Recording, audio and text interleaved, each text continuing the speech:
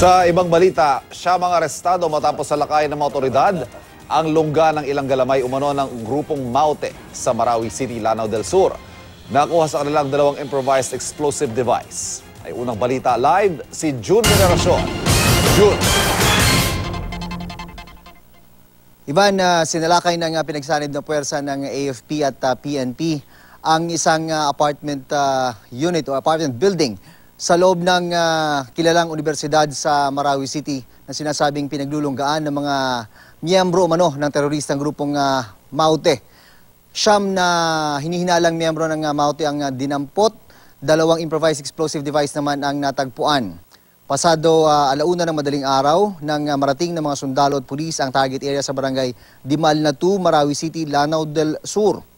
Dahil madilim, gumamit pa ng night vision goggles sa mga tropa. Pero hindi basta-basta pumasok sila dahil may report na maaring may pumalag at manlaban. Kasama raw sa mga nangungupahan ay mga hinihinalang miyembro ng Maute Group. Dala ang mga search warrant, pinasok ng mga pulis at mga sundalo ang mga kwarto sa apartment building na ito na nasa loob ng compound ng prestiyosong Mindanao State University. Dalawang improvised explosive device ang nakita sa dalawang magkahiwalay na kwarto. Siyam na lalaki ang dinampot at dinala ng mga pulis para imbestigahan. Titignan kung nasa listahan ba sila ng mga miyembro ng Maute Group. Pero itinanggi ng mga dinampot na kasabot sila sa terorismo. Namumuhay daw sila ng tahimik tapos bigla na lang silang nadamay. Reklamo naman iba pang nakatira sa apartment building, masyado raw silang nagmukhang kawawa. Wala raw silang kinalaman sa mga terorista pero nadadamay sa operasyon ng pamahalaan.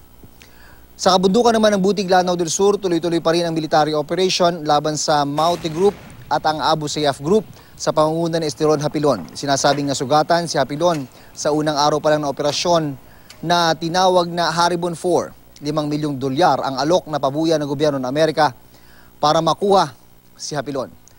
At yan ang latest mula rito sa Iligan City. Balik sa Ivan. Maraming salamat, June Veneracion.